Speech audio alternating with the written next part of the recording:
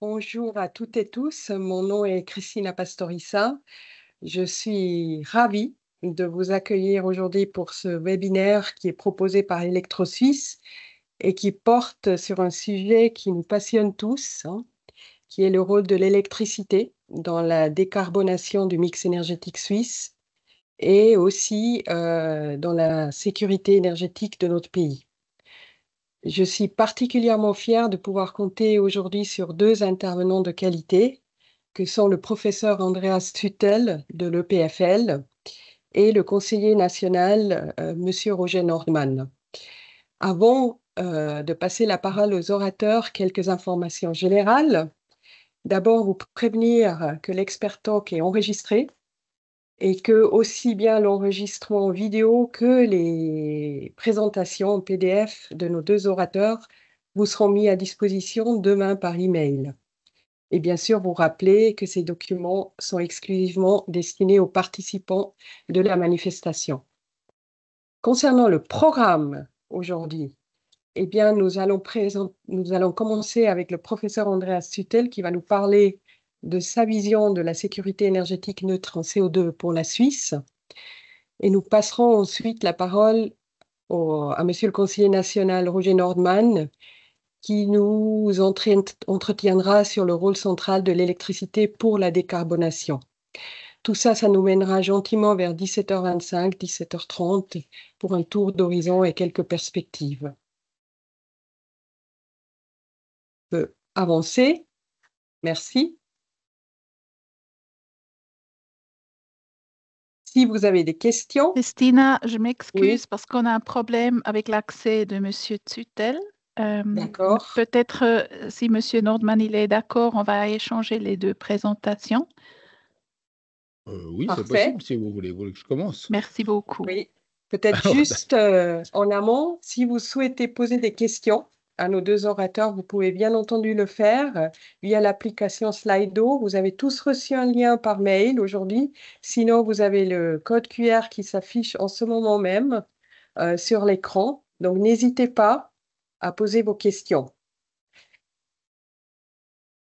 Voilà. Et donc, je vais passer de suite la parole à Roger Nordmann. Donc, Monsieur Nordmann est économiste et politologue. Il est conseiller national pour le Parti socialiste, est une figure qu'on ne présente plus, tellement il est connu dans la politique suisse. Il est également très reconnu pour sa connaissance dans le domaine énergétique et il est membre de l'influente commission CATN du Conseil national, donc Commission de l'environnement, de l'aménagement du territoire et de l'énergie.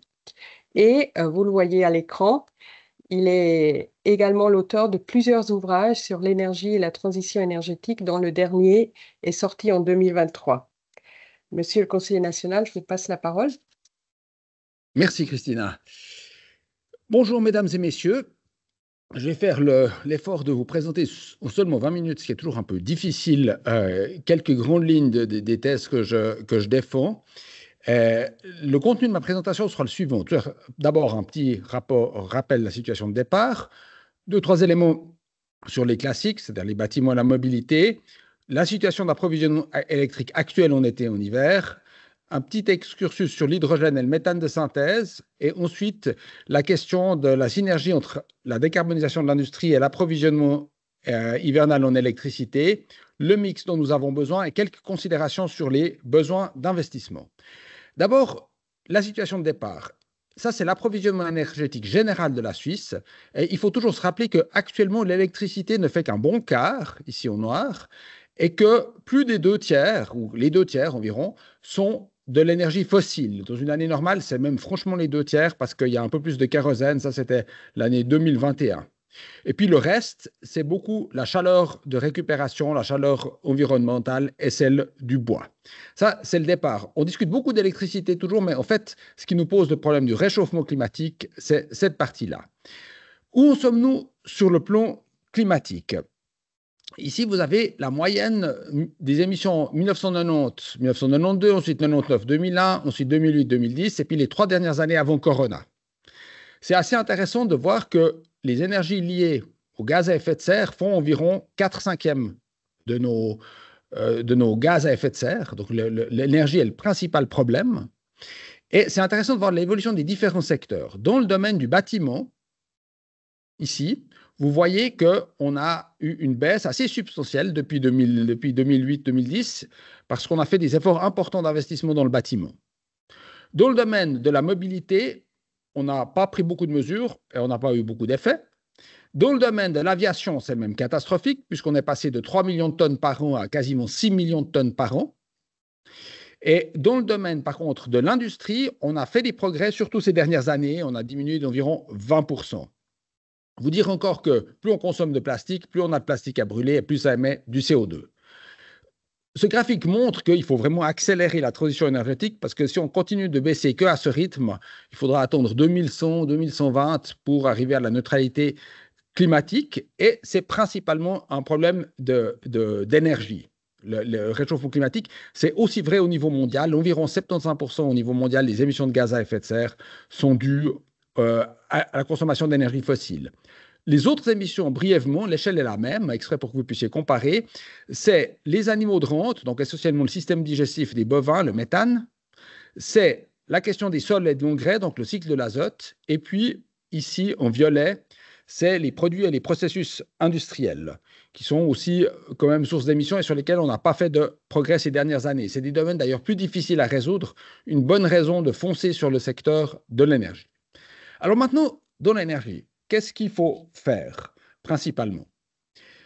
Il y a l'assainissement du bâtiment et là, la clé, c'est de remplacer l'énergie commerciale, électricité pour le chauffage direct ou bien mazout gaz pour le chauffage direct, qui n'est pas très efficace, par notamment les pompes à chaleur. Ce n'est pas la seule solution, mais elle joue un très grand rôle puisqu'une pompe à chaleur vous permet avec 1 kWh d'électricité de disposer, si elle est bien faite, d'environ 4 kWh de chaleur parce qu'on valorise la chaleur du sous-sol.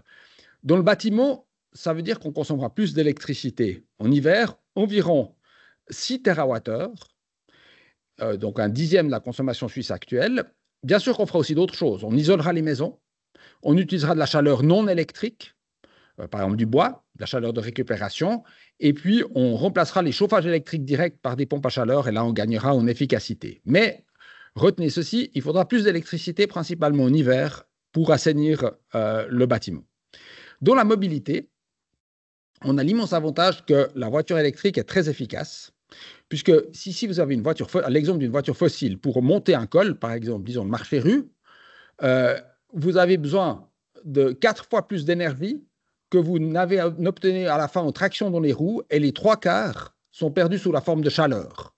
Alors que si vous faites le même parcours avec une voiture électrique, ce qui est très frappant, c'est que vous avez à ce moment-là quasiment pas de perte dans le moteur, très peu de pertes dans la batterie, et qu'en gros, il vous faut 3,5 fois à 4 fois moins d'énergie qu'aujourd'hui pour vous déplacer. C'est seulement valable pour une voiture à batterie. Pour une voiture à hydrogène, il y aurait beaucoup plus de pertes. Donc, l'électrification avance très vite grâce au progrès des batteries. Ça vaut aussi maintenant même pour les camions, les tracteurs, etc. Mais ça signifie qu'on consommera 17 TWh supplémentaires pour remplacer les quelques 50 TWh d'énergie fossile qu'on a actuellement pour la mobilité terrestre, qui, eux, sont répartis régulièrement sur l'année, puisqu'on consomme, on consomme autant de mobilité en hiver qu'en été. Donc ça, c'est déjà des grandes quantités, mais ce n'est pas tout, puisqu'il va falloir encore remplacer les quelques 20 TWh que nos 4 dernières centrales nucléaires produisent encore. On ne sait pas quand elles s'arrêtent, il n'y a pas de plomb clair, mais ce qui est sûr, c'est que c'est des machines et un jour, elles s'arrêteront, ces centrales nucléaires. Ce qui signifie quand même qu'on est face à un défi très substantiel. Alors, sur le plan de l'approvisionnement électrique, où en est-on? Ici, je vous mets d'abord l'approvisionnement électrique en hiver des 20 dernières années, enfin sauf 22-23 où je n'avais pas encore les données quand j'ai fait ce graphique. Vous voyez qu'on consomme à peu près 35 TWh, c'est cette ligne, pendant les semestres d'hiver. Bon, là, il y a eu un peu une baisse à cause de Corona. Que la consommation électrique en hiver est stabilisée malgré la croissance de la population, malgré les nouvelles pompes à chaleur, malgré la mobilité électrique. Et qu'on importe toujours un peu. Ce qu'on importe, c'est ce rectangle blanc. Certains hivers, quand il y a des pannes de centrales nucléaires, on importe un peu plus. Mais pour l'instant, sans trop de difficultés. Vous remarquez qu'on produit beaucoup avec l'hydro à accumulation ici, qu'on produit peu avec l'hydro au fil de l'eau. Pourquoi? Parce que les précipitations en hiver tombent sous forme de neige elles restent dans les montagnes où elles ne fondent que pendant le semestre d'été. Vous avez ici le nucléaire classique avec quand même certaines irrégularités parce qu'on a 4 blocs et quand il y en a un qui a une panne, comme c'était le cas en 16-17, évidemment, ça fait tout de suite un gros morceau qui manque. À côté, vous avez la situation en été des dernières années. En été, la consommation est un peu plus basse. La différence, c'est principalement les pompes à chaleur, les chauffages électriques directs, un peu l'éclairage. Et vous avez une plus grande production au fil de l'eau ici, qui fait qu'on est en légère surproduction. Ce que vous voyez en dessous de la barre, ici, c'est l'exportation. C'est un peu variable selon les hivers, selon ce qu'on exporte. Hein, ça varie un peu de la situation. Ça, c'est la situation actuelle. Pour arriver à la neutralité climatique, c'est-à-dire pour se débarrasser des usages de l'énergie fossile, ici hors aviation, je reviendrai là-dessus, il faut remplacer le nucléaire déclinant, c'est environ 20 TWh sur l'année. Il faut, ce que je vous disais tout à l'heure, c'est 6 TWh principalement en hiver pour le chauffage. Il en faut 17, comme je vous disais tout à l'heure, pour la mobilité, répartie régulièrement sur l'année. Il faut décarboner l'industrie, je reviendrai à l'instant sur les quantités. Et puis, il faut évidemment éviter d'utiliser de l'énergie fossile en hiver pour produire de l'électricité. Qu'elle soit qu'on la produise en Suisse ou qu'on l'importe, ça ne change rien. Donc, il y a un défi énorme et il faut investir très substantiellement pour produire de l'électricité. Évidemment, vous comprenez tout de suite sur ces deux graphiques, en regardant le graphique hivernal surtout, que l'enjeu de l'approvisionnement électrique hivernal est absolument décisif, puisque en été, on a naturellement plus d'électricité à cause des barrages au fil de l'eau, et qu'on a aussi plus d'électricité, évidemment, parce que le solaire qui se développe bien en Suisse fonctionne mieux. Pour l'instant, la situation n'est pas critique, parce qu'au fond, importer en moyenne environ 5 TWh pendant le semestre d'hiver, c'est absolument pas un problème. 10, ça va, mais plus que 10, comme 10, c'était l'année 2016-2017 ou bien l'année 21-22, c'est pas tout à fait 10, ça va, mais si on devait aller à 15 ou 20, ce serait problématique pour la sécurité d'approvisionnement, la fiabilité d'obtenir l'énergie, la sécurité des lignes. Je crois qu'il ne faudrait pas dépasser 10, c'est aussi l'opinion de l'ELCOM. Quelle a été maintenant pour avancer sur ce chemin, ce qu'on a déjà fait en Suisse. En Suisse, on est actuellement à environ 14% de nouvelles énergies renouvelables, donc hors l'hydroélectricité, qui est l'ancienne énergie renouvelable. On n'a pas beaucoup avancé. Le seul qui se développe vraiment bien pour l'instant, c'est le solaire. Malheureusement, pas l'éolien, alors que l'éolien est très fort en hiver. À gauche, vous avez la situation de l'Allemagne. On aime volontiers critiquer l'Allemagne en Suisse parce qu'on croit toujours être les meilleurs. Mais enfin, l'Allemagne, ils sont à 45% de nouveaux renouvelables. Et il est toujours de bon ton de critiquer l'Allemagne en disant ils sont nuls, ils sont chers, etc. Mais ils ont investi. Et une des critiques qu'on fait habituellement à l'Allemagne en disant oui, à cause de la sortie du nucléaire, elle a en réalité augmenté ses émissions de charbon. Cette critique est complètement fausse. Et je me permets juste de présenter ce graphique parce que cette critique arrive souvent. On voit qu'en Allemagne, ici, les émissions en millions de tonnes par année des énergies fossiles depuis 1990 à 2023 ont substantiellement baissé. Il y a eu un petit sursaut en 2022 à cause de la crise énergétique liée à l'Ukraine, mais les investissements sont poursuivis et les Allemands ont fait comme une baisse de 44% de leurs émissions de CO2. La Suisse, dans cette période, a baissé que de 24% ses émissions globales sans aviation. Donc on voit que l'Allemagne a quand même fait du bon boulot. Maintenant, avant de passer au secteur de l'industrie, je vous présente rapidement ce que sont les gaz de synthèse, hydrogène et méthane. Peut-être que pour vous qui êtes des pros, c'est peut-être une banalité. Je passe un peu rapidement, mais je le donne quand même. Vous pouvez prendre de l'eau, de l'électricité. Vous avez 100 unités d'électricité. Vous la mettez dans un hydrolyseur et vous obtenez de l'hydrogène, environ 75 unités. Si vous aviez 100, vous obtenez 75. Ça dégage de la chaleur. En principe perdu, peut-être vous pouvez la récupérer. Pas en été en général, peut-être en hiver. Et puis, vous dégagez évidemment de l'oxygène. Ensuite, vous pouvez utiliser cet hydrogène dans l'industrie, dans les processus industriels, on a besoin d'hydrogène matière souvent, ou bien vous pouvez refaire de l'électricité. Dans ce cas, vous recombinez l'hydrogène dans l'air et vous obtenez de l'électricité, mais vous avez au moins perdu la moitié de l'électricité au cours du processus, parce qu'il y a une première transformation vers l'hydrogène, puis une rétrotransformation vers l'électricité. Donc ça, c'est évidemment l'inconvénient de l'hydrogène. C'est encore pire si c'est dans un véhicule parce qu'il y a encore toute la compression, etc. Et puis, il y a la question encore du stockage. C'est stockable, mais ce n'est pas si facile à stocker. Vous pouvez décider, évidemment, quand vous refaites de l'électricité, ça dégage de l'eau. Ça, ce n'est pas problématique. Et il y a ici une déperdition de chaleur. Vous pouvez aussi faire du méthane de synthèse, c'est-à-dire chimiquement l'équivalent du gaz fossile dit naturel, qui est en fait fossile. Donc vous refaites de l'hydrogène. Ensuite, vous prenez du CO2. Éventuellement, je ne l'ai pas mis ici, vous avez peut-être besoin d'énergie pour extraire ce CO2. Vous les recombinez ensemble et vous obtenez du méthane.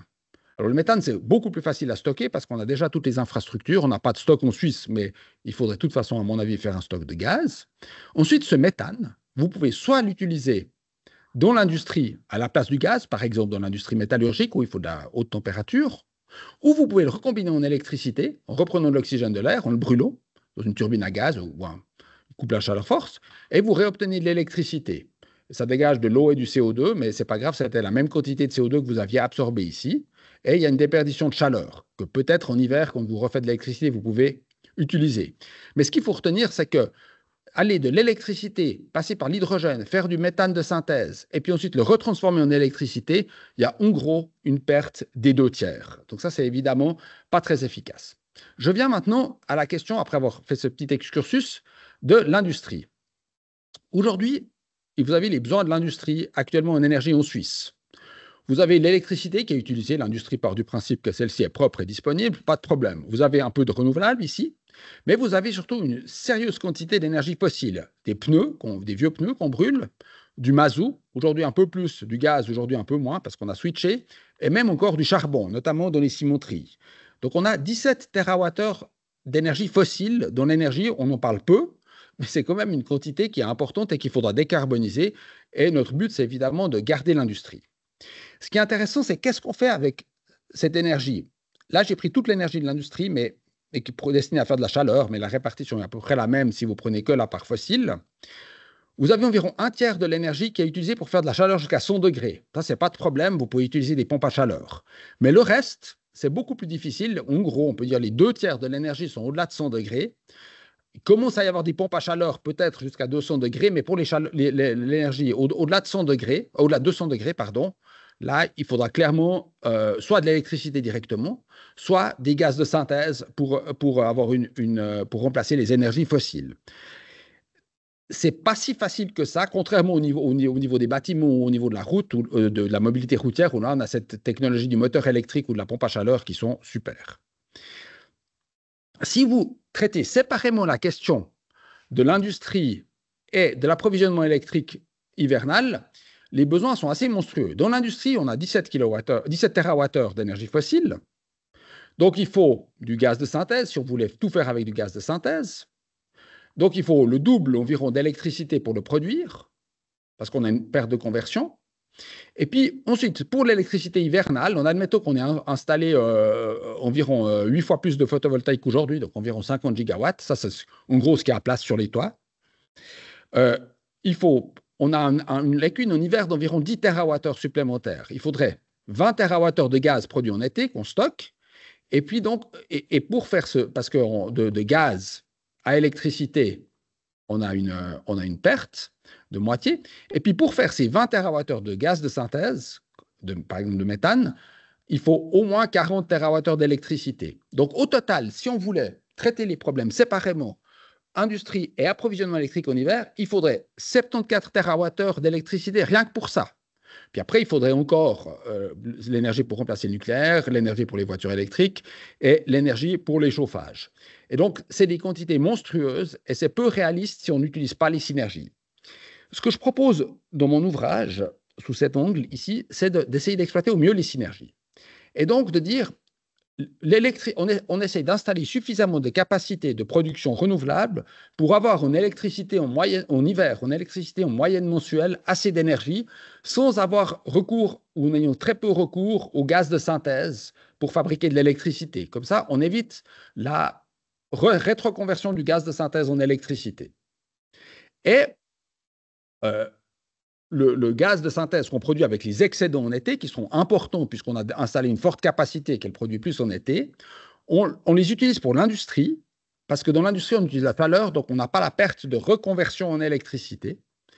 Et puis, il nous restera encore de l'électricité en été, on peut la consommer directement dans l'industrie ou on peut la consommer just in time pour l'industrie, dans l'industrie sous forme de gaz de synthèse. Je passe le slide suivant pour des raisons de temps. Vous avez ici le détail en fonction des paliers de chaleur et des saisons. Pour y arriver, quelle production électrique avons-nous besoin? Évidemment, l'hydroélectricité existante, la biomasse existante, environ 1000 machines, environ 1000 éoliennes parce que ça produit plus en hiver, les 15 projets qui viennent d'être approuvés par le peuple de stockage hydroélectrique supplémentaire pour environ 2 TWh, et environ 72 gigawatts de photovoltaïque, c'est-à-dire environ 12 fois plus qu'aujourd'hui. Actuellement, on utilise environ 7% du potentiel des toits pour faire du photovoltaïque pour environ 6 gigawatts. Et ça produit actuellement environ, justement, comme je vous l'ai dit tout à l'heure, environ 10% de la production électrique suisse. Maintenant, quelle est la situation? Je vous présente d'abord la situation moyenne sur plusieurs années que j'ai simulée sur 11 ans de la production. Ici, vous avez d'abord la situation actuelle. Donc, vous avez le semestre d'été, le semestre d'hiver, point de vue production, le semestre d'été, point de vue consommation, le semestre d'hiver, point de vue consommation. Ici, vous voyez bien, on consomme un peu plus en hiver. Du côté de la production, on a le fil de l'eau actuel, qui est plus faible en hiver, les barrages qu'on utilise un peu plus en hiver, mais ils produisent quand même pas mal en été, la biomasse, etc., en violet, mais l'éolien, ce n'est pas des grandes quantités, le photovoltaïque qui commence à devenir vraiment très substantiel, ça c'est les données de 2022, ce n'est pas encore les données de 2021, la dernière année, ce n'est pas encore les données actuelles. Et puis, vous avez la production nucléaire qui est un tout petit peu plus élevée en hiver actuellement qu'en été parce qu'on fait la révision des réacteurs en été. Au moment où les réacteurs ont atteint leur fin de vie, on se trouve dans cette situation. Et maintenant, je représente le mix électrique que je préconise, c'est-à-dire beaucoup de solaire, un tout petit peu d'éolien, mais en été, il ne pèse pas grand-chose. En hiver, on a nettement moins de solaire, mais on a ici la production éolienne additionnelle un peu plus forte. On a le nouvel hydraulique à accumulation, donc là, le rehaussement des barrages. On a certains hivers un tout petit peu d'électricité avec du syngas, et puis on importe toujours, comme condition, j'avais mis qu'on pouvait importer toujours la même quantité qu'aujourd'hui, c'est environ 4-5 TWh. Ça, c'est notre mix de production. Alors évidemment, on voit tout de suite le problème, c'est qu'on en a plus en été qu'en hiver, ce qui n'est pas si simple à gérer. Et c'est là que la synergie avec l'industrie est super intéressante. Pourquoi? Parce qu'en été, vous avez, en plus de la consommation pour la mobilité, en plus de la consommation pour le chauffage des bâtiments en violet et de la consommation basse température dans l'industrie en jaune, qui sont un peu plus fortes en hiver, vous avez cet immense bloc constitué de l'usage direct de l'électricité en été dans l'industrie, de l'usage d'hydrogène fait à base d'électricité dans l'industrie et surtout du gaz de synthèse que vous utilisez, que vous fabriquez en été pour l'utiliser en hiver dans l'industrie. D'ailleurs, c'est marrant, les calculs montrent qu'à la marge de l'hiver, genre en mars et en octobre, vous avez des excédents électriques par moment, vous pouvez encore même produire du gaz de synthèse pour l'hiver. Et si vous êtes dans cette situation, vous voyez que globalement, la coïncidence entre la demande estivale et la demande hivernale, la coïncidence entre la courbe de production et la courbe de consommation est bien meilleure parce qu'au fait, on n'utilise quasiment pas d'électricité pour décarboner l'industrie, on l'utilise pendant l'hiver parce qu'on utilise de l'énergie transmise depuis l'été. Ce qui est intéressant, c'est le blanc encore, c'est la partie électrique que probablement la pointe solaire qu'on ne récoltera pas. Parce que ça ne vaut pas la peine d'investir pour valoriser quelques heures de production extrême. Mieux vaut baisser la consommation. Je vois que le temps avance. Ici, vous avez la simulation de la demande et de l'offre sur 11 années, mois par mois, que vous retrouvez dans le livre en détail, mais je vais vous montrer comment c'était construit. Et ici, la courbe de stockage, si on veut avoir le stockage à l'intérieur de la Suisse, la plupart des années, il suffirait d'avoir 6 TWh de gaz stocké avec cette stratégie. On est loin des immenses quantités qu'on a stockées actuellement. L'intérêt sur l'énergie commerciale, donc on achète, c'est qu'on passe pour l'essence, le diesel, le gaz fossile et le mazout de 121 à 0. L'électricité, la consommation brute double quasiment, mais globalement, c'est quand même une réduction massive de la consommation d'énergie, puisqu'actuellement, on consomme 188 TWh hors aviation, et ici on est à 118. L'aviation, je ne l'ai pas mis dedans pour la raison évidente qu'on n'y a pas la place en Suisse pour faire suffisamment de kérosène. Le besoin d'investissement, il est très substantiel, mais évidemment, en contrepartie, on fait une énorme économie sur la facture d'énergie fossile, qui sera, si on va à la neutralité climatique en 2050, plus que 221 milliards. Si on continue le business as usual, moins 1% par année, on est déjà à 650 milliards en 2075, donc dans 25 ans. Donc il y a évidemment un immense intérêt. Alors c'est vrai, on doit beaucoup investir. À mon estimation, c'est environ 2,2% du PIB. Mais j'aimerais rappeler quand même que dans les années 60, on a investi jusqu'à 4% du PIB dans le système électrique. C'était les grands barrages. Quand on a construit le nucléaire, on était à 2% d'investissement. Puis depuis 40 ans, on vit de la substance et on est à un demi-% d'investissement. Et évidemment, ça ne va pas suffire pour continuer. C'est la raison pour laquelle il faut, à mon avis, un fonds public d'investissement. Voilà, je vous remercie. J'espère que j'ai dépassé 2 minutes. Je m'excuse. C'était un peu une présentation express du livre et je me réjouis de passer la parole au professeur Tutel. Merci beaucoup, Roger Nordman, pour ces éléments. Il me semble que pour l'instant, il n'y a pas de questions qui sont arrivées. Moi, j'en ai en tout cas 2 à vous poser. Vous évoquez la nécessité d'un fonds public d'investissement pour permettre ce développement des renouvelables. Est-ce que on ne pourrait pas à la place proposer des conditions cadres qui finalement permettent aussi un investissement privé? Alors, en fait, pour la production d'énergie renouvelable, il n'y a pas tellement besoin du fonds public parce que ça marche.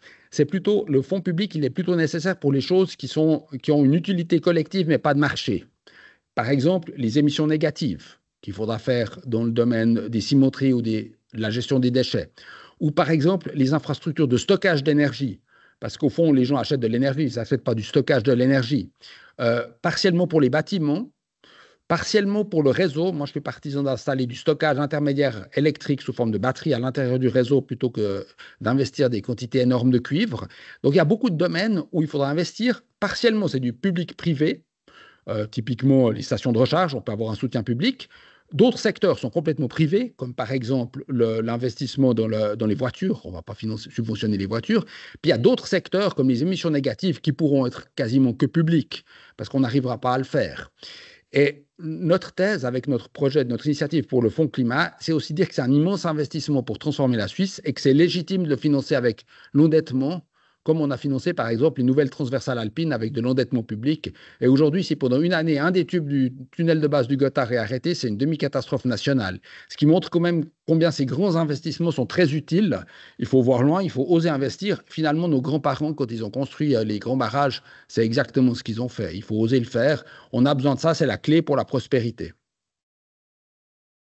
Très bien. Dans vos explications, on a vu, et dans les scénarios aussi de la Confédération, qu'il y a un fort développement du PV qui est nécessaire pour atteindre ces objectifs. Dans la loi que le peuple vient de voter ce week-end, eh bien, il y a des dispositions concernant la rétribution des producteurs solaires qui seront normalement dorénavant rétribués à des prix marchés. Et on voit bien que, en tout cas, en attendant qu'une production de gaz de synthèse se mette en place, les prix du photovoltaïque en été risquent d'être très bas, voire négatifs. Est-ce que vous pensez que dans ces conditions-là, le développement va se faire tel que prévu? Oui, parce que d'abord, il y a l'intérêt de l'autoconsommation qui, lui, est par contre très rentable. Mais c'est juste ce que vous dites, le prix de vente du surplus photovoltaïque sera bon marché.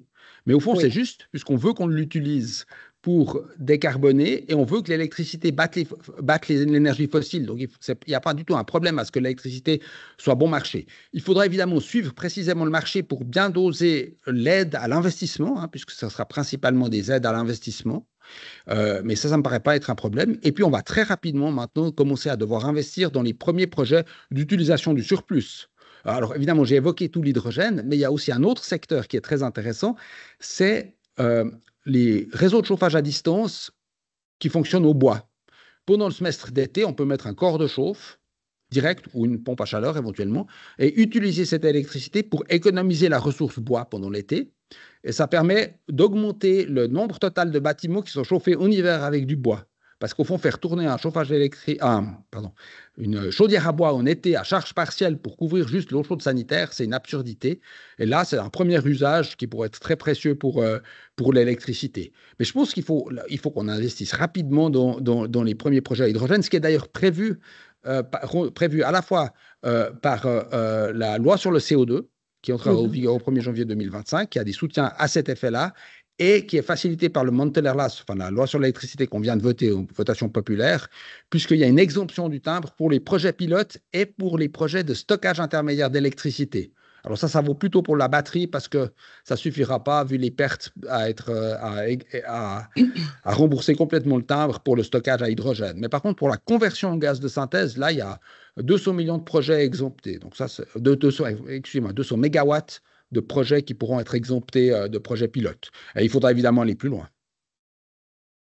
Très bien, merci beaucoup. De rien. J'aimerais maintenant passer au professeur Andreas Sutel, s'il est parmi nous et que sa présentation peut s'afficher. Je profite pour vous rappeler le QR code si vous avez des questions à poser. Le professeur Andreas Sutel est diplômé de l'Université de Fribourg. Il est professeur de chimie physique à l'EPFL et il est également membre de l'Académie suisse des sciences techniques. Alors, nous avons tous lu dans la presse, je pense vous aussi, des échos d'une récente étude qui a beaucoup fait parler d'elle, où le professeur Sutel soutient que justement les prévisions officielles de développement du renouvelable seront peut-être un peu trop optimistes et que pour garantir la sécurité d'approvisionnement de notre pays, le développement prévu du solaire et de l'éolien ne suffiront pas. Eh bien, je passe maintenant la parole à professeur Sutel pour nous présenter ceci.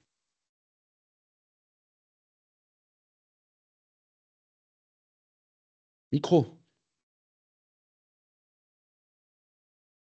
Monsieur Sutel, vous avez... Voilà, parfait. Alors, est-ce que vous voyez mes transparents? Non, il faut partager. J'essaie, oui.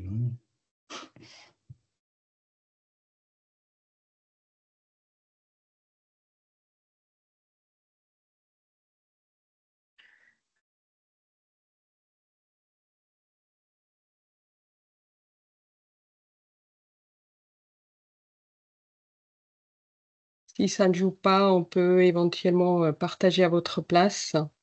Oui, je suis en train d'ouvrir. Attendez, j'essaie encore une fois. Ah, ici. Maintenant, je pense que j'arrive. Tout à fait, c'est parfait. Vous voyez maintenant quelque chose? On voit effectivement quelque chose. Merci beaucoup. D'accord, c'est bon.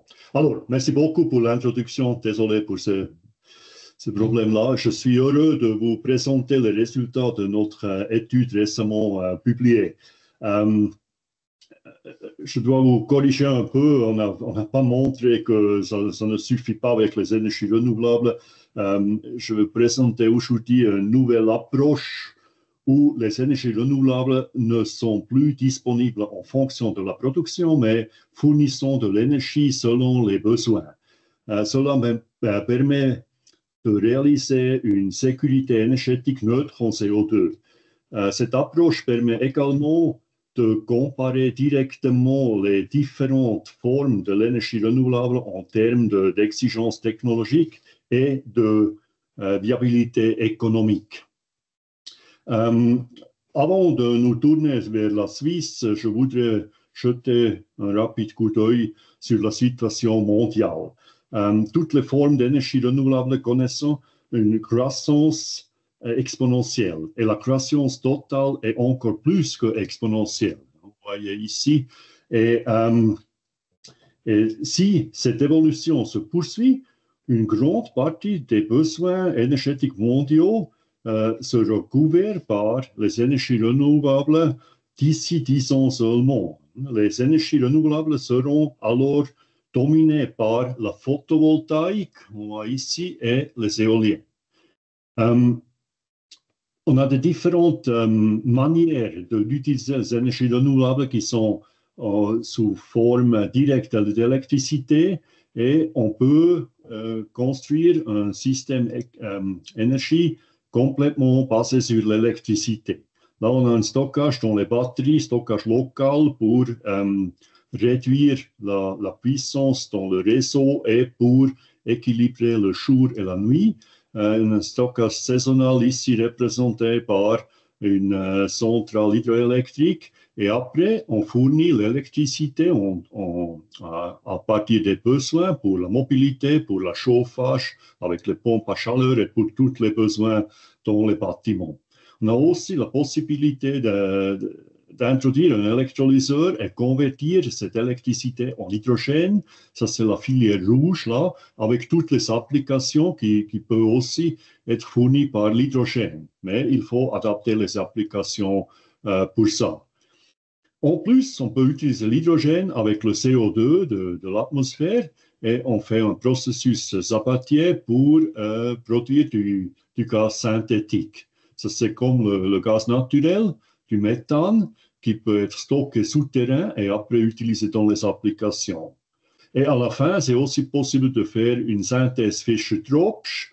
Là, on utilise de l'hydrogène et du CO2 pour synthétiser de l'huile synthétique, qui permet après aussi de fournir l'énergie renouvelable pour l'aviation, pour la mobilité. En principe, on peut complètement remplacer l'huile fossile avec l'huile synthétique neutre en CO2. Et en plus, on a encore cette filière-là envers l'huile biologique qui peut être convertie avec l'hydrogène dans une huile synthétique et fournie pour les applications. Mais comme M. Nordmann a déjà bien expliqué, toutes ces transitions d'énergie, ça a un effet sur l'énergie qui est récupérée parce qu'il y a toujours une efficacité qui est involvée.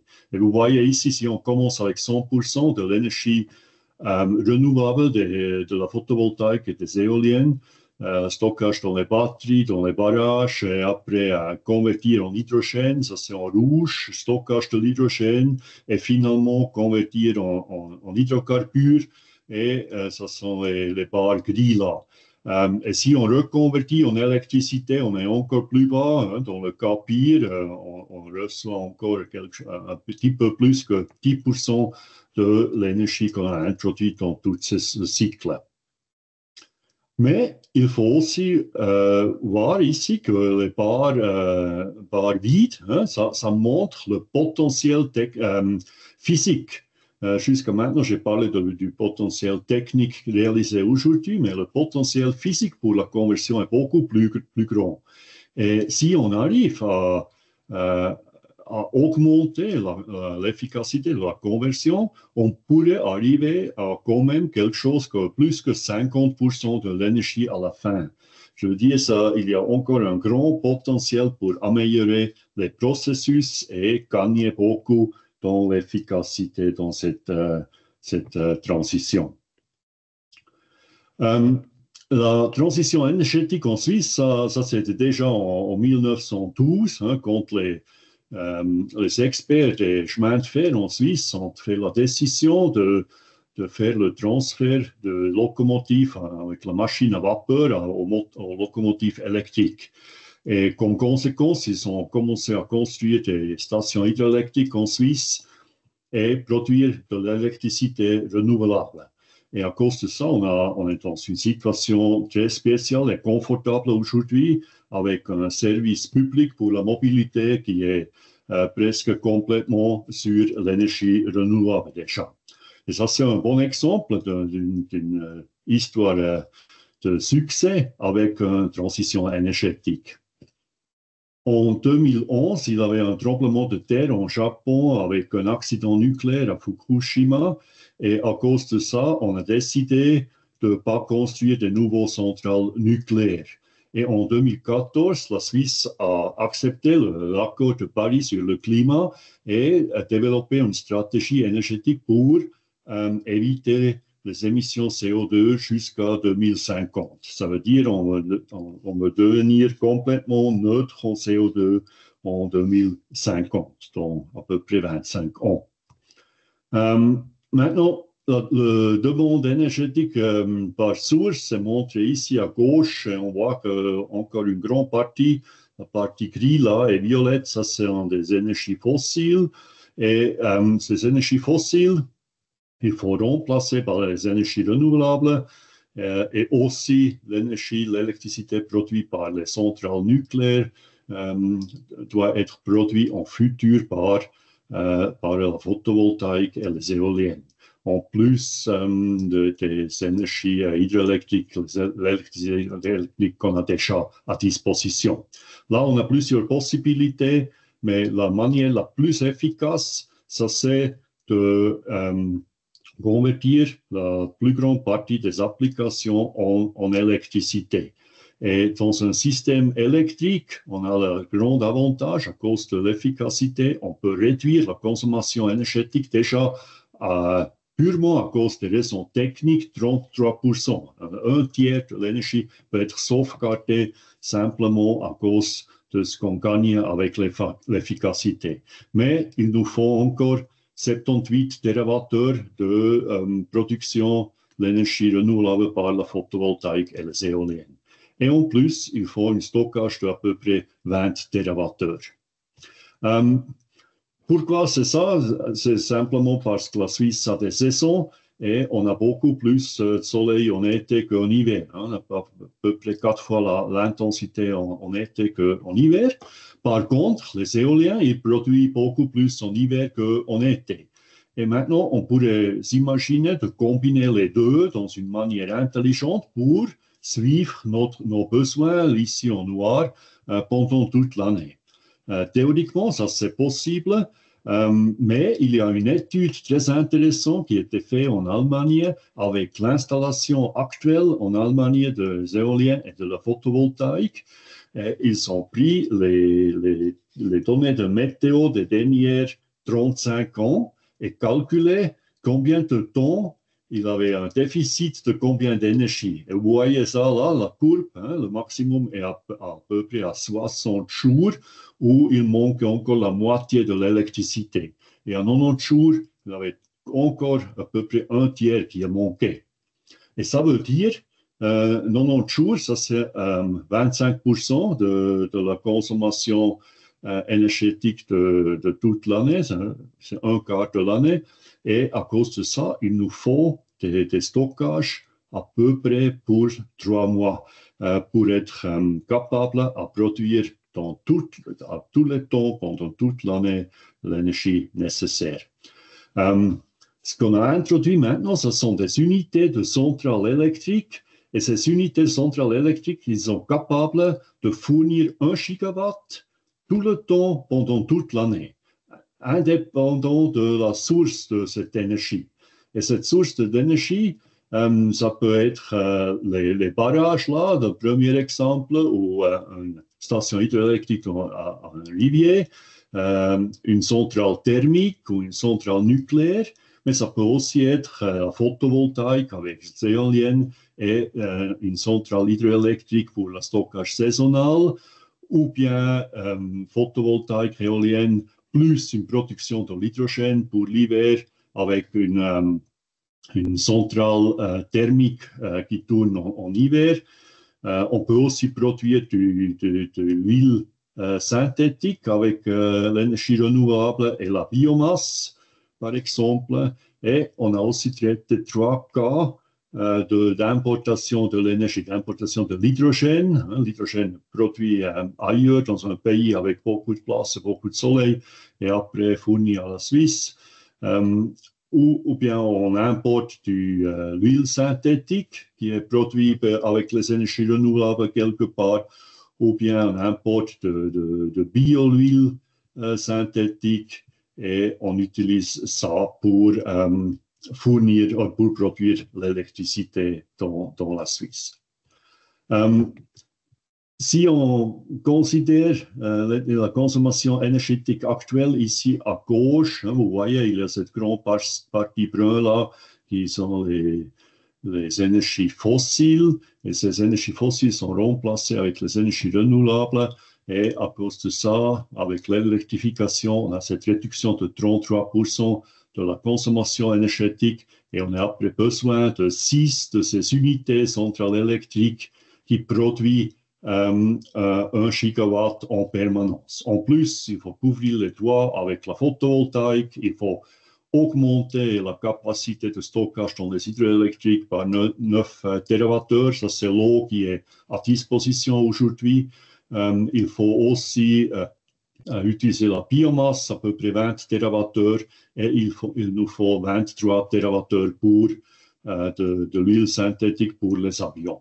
Et avec ça, on a une petite surproduction sur toute l'année. Ça veut dire qu'on a une garantie d'être capable de produire toujours la puissance nécessaire dans le réseau électrique. En plus de cette centrale-là, il nous faut 2 de plus pour la redondance, parce qu'une centrale doit aussi avoir des révisions et il faut une redondance avec 2 de plus. Et comme ça, on voit une extrapolation de la demande énergétique avec l'électrification qui suivent cette ligne pointée-là. La demande d'électricité va augmenter. Et ça, on peut couvrir avec les énergies renouvelables et on arrive après à la fin, à partir de notre estimation, à peu près à 110 TWh d'électricité, plus les 20 TWh de biomasse, plus les 23 TWh pour le kérosène pour les avions. Et on a la réduction de la demande énergétique de 33%. Et si on arrive à installer chaque année à peu près 2,4 TWh de l'énergie renouvelable, on arrive à 2050 d'être complètement neutre en CO2. Ça veut dire qu'il faut à peu près chaque 3 à 4 ans une de ces unités centrales électriques que j'ai proposées avant. Qu'est-ce que ça va coûter? Vous voyez ici les prix pour l'hydroélectrique, là à gauche, après la centrale thermique qu'on n'utilise pas en Suisse, les centrales nucléaires, après le PV, la photovoltaïque avec l'hydroélectrique pour l'hiver. Les barres bleues sont toujours pour l'hiver, les barres oranges pour l'été. Et la ligne noire, ça indique le valeur moyen avec 25% du bleu et 75% de orange. Avec l'hydrogène, ça devient encore un peu plus cher en hiver. Avec le biofuel, encore un peu plus cher. Importation de l'hydrogène, c'est là, c'est le même prix pour été et hiver parce qu'on importe toujours, on ne peut pas profiter de la production dans le pays. C'est la même chose pour l'importation de l'huile synthétique et après ici l'importation de l'huile biologique. Ça, c'est beaucoup moins cher que la synthèse à partir du CO2. Maintenant, il y a un développement technique. On améliore l'efficacité de la transfert de l'énergie, mais en même temps aussi les prix vont baisser parce qu'avec la production en masse mondiale, il y a des prix qui diminuent et comme ça, on a cette image-là peut-être en futur où on arrive à des prix beaucoup plus bas, on peut dire à des prix raisonnables pour plusieurs technologies. Qu'est-ce qu'on peut faire maintenant si on calcule maintenant avec ces unités de centrales électriques si on prend uniquement un type pour remplir tous les besoins en Suisse, vous voyez ici, il y a plusieurs défis. Par exemple, les centrales nucléaires ne sont pas possibles à cause de la 3. Pour les centrales hydroélectriques, le problème, ça c'est d'augmenter la capacité de stockage par 20 TWh, ça c'est presque impossible. Si on produit de l'hydrogène et on stocke de l'hydrogène, le stockage, ça c'est un défi technique et aussi économique. Vous voyez ici l'investissement, mais c'est certainement possible de faire. Pour produire de l'huile synthétique à partir de la biomasse, il nous manque le terrain, on n'a pas assez de terrain pour faire ça en Suisse.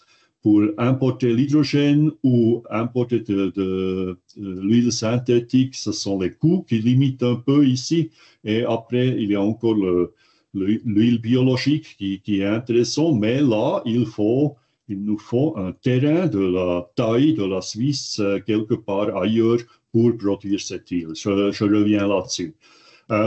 Alors, la solution, on augmente les barrages par 26%, comme ça on peut doubler la capacité de stockage, on peut transférer 9 TWh en hiver, on couvre toutes les toits avec la photovoltaïque, ça produit au moins 24 TWh par année, et on utilise la biomasse pour le chauffage, on installe 6 plus 2 centrales électriques qui sont fournis avec l'hydrogène produit en été avec la photovoltaïque et les éoliens en Suisse, avec un stockage de 25 TWh de l'hydrogène.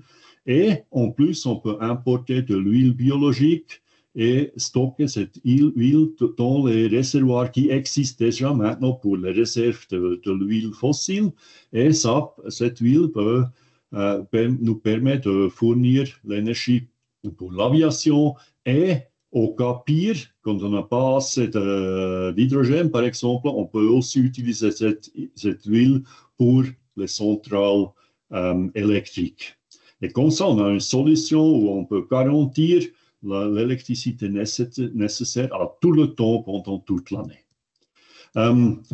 Seulement à la fin, ici, un mot sur l'huile biologique. Il y a le groupe de Tom Krauter à l'ETH qui a publié l'année passée un joli article sur le potentiel d'augmenter la biomasse mondialement et il a montré qu'il y a encore beaucoup de terrain qu'on pourrait convertir en plantage pour la biomasse. Et ça, ce n'est pas la même idée qu'on a suivie souvent aujourd'hui, qu'on coupe la forêt et après on installe des plantages pour les palmes, l'huile de palme. Ça, c'est l'idée ici, ça c'est de vraiment utiliser des terrains qui ne sont pas utilisés aujourd'hui pour produire la biomasse. Et j'ai pris les valeurs de cette étude-là et j'ai calculé combien de l'huile on pourrait produire mondialement. Et c'est intéressant que c'est plus que l'huile fossile qu'on utilise aujourd'hui. Ça montre qu'il y a un grand potentiel et en plus, on peut aussi porter la prospérité dans les régions aujourd'hui qui ont rien à gagner et de leur donner un business, de produire l'énergie en forme de l'huile synthétique pour nous. Ça résout chez nous le problème avec les émissions et chez eux, ça apporte une filière économique intéressante. Et tout à la fin, là, encore un mot sur les réacteurs nucléaires. Les réacteurs nucléaires à fission dans l'uranium, ils ont beaucoup de désavantages, beaucoup d'inconvénients. Vous voyez ici, les réserves sont limitées, il y a le problème avec le risque d'avoir un accident, ça produit des isotopes de longue durée de vie et ainsi de suite. Mais il y a aussi un développement des réacteurs nucléaires. Et par exemple, le réacteur à sel fondu au thorium, il a beaucoup d'avantages comparé avec les réacteurs actuels. Ce sont des réacteurs expérimentaux actuellement, ils n'existent pas encore sur le marché, mais ça c'est un développement qui peut devenir intéressant pour la future. Et spécialement ce réacteur-là, le réacteur à thorium, il est aussi capable à brûler les déchets nucléaires qu'on a aujourd'hui. Et ça veut dire que les déchets deviennent un combustible avec beaucoup d'énergie et ça évite le problème de déposer les déchets et en plus, ça fournit l'énergie pour la future. En Chine, ils ont un réacteur comme ça en test maintenant, il tourne depuis l'année passée et si ça c'est un succès, c'est peut-être quelque chose qu'il faut aussi considérer pour la Suisse en futur. Et dans ce cas-là, on pourrait installer 6 de ces réacteurs nucléaires de nouveau type. Je ne pense pas qu'il faut revenir sur la fission de l'uranium, mais ces nouveaux réacteurs pourraient être intéressants au futur avec 2 unités électriques là, fournies avec l'huile biologique. Et comme ça, on peut aussi installer un système qui permet de fournir toujours l'électricité nécessaire pour la Suisse. Et maintenant, pour finir, si vous êtes intéressé dans ce sujet-là, on a installé un démonstrateur à Sion dans notre bâtiment où on prend de l'énergie photovoltaïque, on a des stockages en batterie, et après on produit de l'hydrogène et finalement des hydrocarbures. Et on a fait tous à l'échelle de la consommation énergétique d'une personne en Suisse. Et vous êtes très bienvenus de nous visiter et de voir ce démonstrateur. Merci beaucoup pour votre attention. Merci à vous, professeur Zittel, pour cet exposé très intéressant. Nous avons une question du public. On nous demande comment vous arrivez à un prix de l'énergie nucléaire à 10 centimes par kilowattheure, alors que les projets en construction en Europe arrivent à des prix bien plus élevés. Oui, ça s'était passé sur la publication du PSI, c'est quelques années où ils ont étudié les différentes formes d'énergie pour produire de l'électricité. Là-dedans, ils ont fait cette conclusion que l'énergie nucléaire en passé a coûté à peu près 8 centimes par kilowattheure. Bien sûr, personne ne sait combien ça va coûter en futur. Ça, c'est quelque chose qu'il faut considérer. Et encore une fois, je ne veux pas défendre là le nucléaire. Je veux juste dire c'est aussi quelque chose qu'il faut considérer peut-être en futur et après faire la décision basée sur ce qu'on sait en futur, hein, quand ces réacteurs existent vraiment sur le marché. Peut-être qu'ils sont beaucoup trop chers. Dans ce cas, bien sûr, ce n'est pas une option. Peut-être qu'ils ont donc des avantages, mais peut-être qu'ils ont aussi des avantages. Personne ne sait maintenant. Hein, ce sont des développements. Et là, il faut juste rester au courant, je pense, parce que c'est toujours important de considérer toutes les options. Hein, comme M. Nordmann a aussi expliqué, il faut voir le tout et pas seulement aller dans une direction et oublier complètement toutes les autres options. Roger Nordmann, vous avez une réaction peut-être par rapport à ça en tant que représentant du Parti socialiste? Il faudrait activer votre micro, on ne vous entend pas. Effectivement, ce qu'a dit le professeur Zittel sur les réacteurs au thorium est juste, c'est-à-dire au fond sur leurs avantages théoriques, notamment pas de réactions qui s'auto-enchaînent et des déchets de vie plus courts. Par contre, ce qui me paraît peu crédible, c'est l'agenda du temps. Parce qu'au fond, maintenant, on a des technologies qu'on peut déployer tout de suite, on les a, elles sont connues, elles font encore des progrès, mais elles ont déjà fait suffisamment de progrès pour être à large échelle. Et au fond, on a une grosse incertitude. Moi, je ne veux pas exclure que dans 30 ans, on ait des réacteurs commerciaux au thorium, mais en gros, à moins de 20 ans, on ne les aura pas. Peut-être dans 30 ans, on les aura, mais d'ici là, on est obligé de toute façon d'investir assez rapidement parce qu'on a un parc nucléaire qui est très vieillissant. Et puis d'ici 2050, on doit arriver à la neutralité climatique. Donc, au fond, on n'a pas tellement de réserve de temps. Et puis l'autre élément, c'est que sur les renouvelables, on est sûr de pouvoir construire, parce qu'au fond, c'est des beaucoup plus petites unités, c'est des micro-tranches ou des petites tranches qui s'additionnent. Maintenant, sur les chiffres, on est en fait assez d'accord. Hein, si on épure de 2-3 différences d'années, etc., on a exactement la même analyse, puisqu'on a un gain d'efficacité des 2/3. On a l'aviation qui ne peut pas être fait en Suisse parce qu'on n'a pas les ressources pour le faire.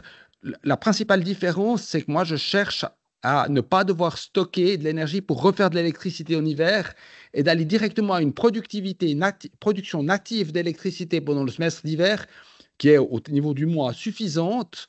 On concentrerait évidemment les réserves hydrauliques sur le cœur de l'hiver, on les augmente un peu, mais pas autant que vous voulez, et on utilise les surplus pour décarboner l'industrie. Donc, en fait, c'est un peu une approche qui est différente. Les chiffres ne sont pas fondamentalement différents, mais évidemment, avec les ordres de grandeur que moi j'ai et l'installation de batteries réseau, je n'ai pas les problèmes de puissance que vous avez. Donc là-dessus, on diverge un peu dans le choix, mais ce qui est sûr, que vous choisissez l'un ou l'autre des scénarios, il faudra investir massivement. C'est absolument stratégique et ça nous permet de nous libérer à la fois des émissions de CO2, mais aussi du coût des importations. Bon, évidemment, 20 minutes, mais le professeur Zittel a sûrement eu le même problème. C'est très difficile de présenter un concept global. Moi, j'ai écrit un bouquin là-dessus. Donc, évidemment, si ça vous intéresse, il faut vous plonger dans le livre parce que c'est vraiment très simplifié. Aussi, l'estimation des coûts. Là, moi, j'ai fait toute une explication. Ce qu'il faut bien retenir, c'est qu'on passe d'un monde d'un monde d'OPEX, où on achetait énormément d'énergie au kilowattheure, à un monde de CAPEX, où on doit investir initialement énormément et où on a des coûts marginaux beaucoup plus bas. Évidemment, ça change complètement la logique.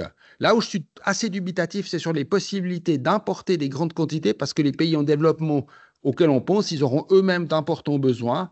Je pense qu'on importera beaucoup des liquides pour l'aviation, parce que dans l'aviation, il n'y a pas tellement d'autres solutions techniques, en tout cas pour les longs courriers, que d'utiliser des fuels liquides, éventuellement de l'hydrogène. Mais c'est beaucoup plus facile d'importer des liquides que d'importer des gaz, spécialement l'hydrogène, qui est un peu, par la petite taille de sa molécule, assez malicieux et qui a tendance à s'échapper.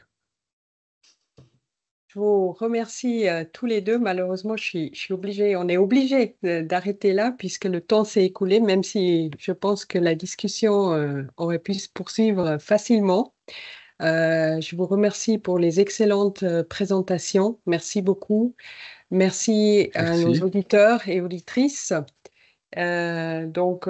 Pour rappel, vous recevrez tout demain et n'hésitez également pas à nous faire part de vos éventuels commentaires ou de suggestions pour les futures thématiques directement dans le chat.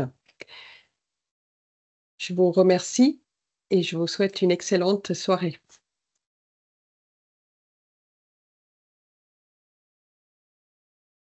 Ah, voilà. Pour ceux qui sont encore là, excusez-moi, donc 2 événements à vous annoncer. Le 26 novembre 2024, la Smart Energy Party, première édition, en Suisse romande. Et le 27 novembre 2024, le Forum roman de l'énergie, un nouveau rendez-vous également organisé par ElectroSuisse à Beaulieu, Lausanne. Donc on espère vous y voir nombreux. Merci beaucoup.